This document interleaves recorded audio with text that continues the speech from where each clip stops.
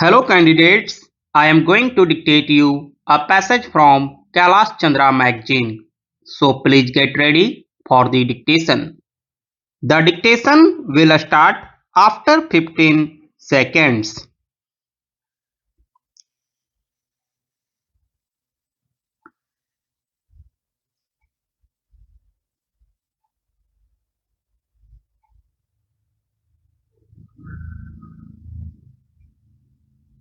The Planning Commission has made various estimates about our resources and they are based on a great deal of thinking and calculation.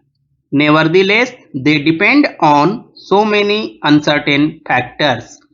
A person who is more optimistically inclined may make a better estimate, better in the sense of more hopeful estimate, while a pessimist may make a less hopeful estimate.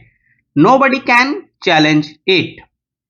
For my part, I have an invincible feeling that in the final analysis, the resources of India are considerable in our people's capacity, ability, and energy, and the question arises how to reach them and how to tap them to the best advantage. I think this can be done by the realization by the people themselves that it is worthwhile doing so, by their full cooperation and the like. It can never be done by government decree or by an order from above.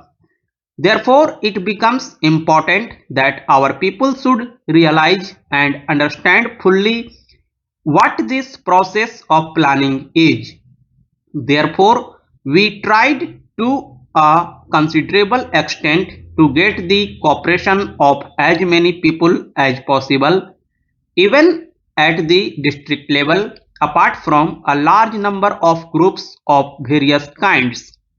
I think it may be well said that India is very conscious of planning today. I was reading a foreigner's book the other day in which he says that in India you cannot get away from this planning business. He had written it in slight irritation. Whatever you talk about, somehow they had you to the question of planning as though everything depended on planning everywhere. Well, whether his irritation was justified or not, I was glad to read that a person with no great sympathy for what we were doing felt enveloped by some kind of an atmosphere of planning. Everybody can talk of planning. Of course, everybody who talks of planning may know very little about planning. That is not the point, but it is true that India is very much planning conscious, and I think it is a great gain. When I say planning conscious, I mean, of course, planning conscious in the democratic structure that we possess. That is, we are proceeding with democratic planning. I am not criticizing any country that may not plan or any country that plans in some other way, authoritarian or some other way. It is none of my business to criticize other countries. They have to meet their problems and it is up to them to decide how to meet them.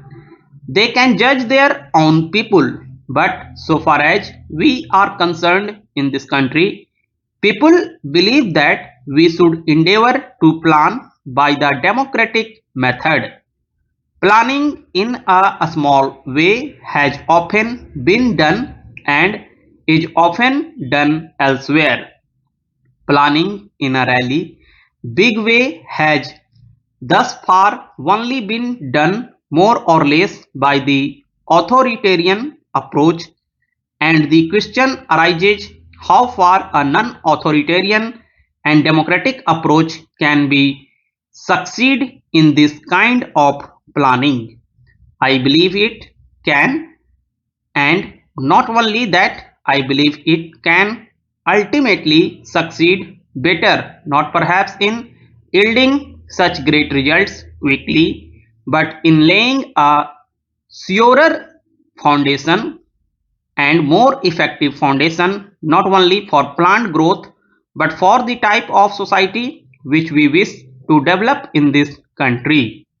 Now we talk about the future in terms of socialist pattern of society, and that can be interpreted in a variety of ways.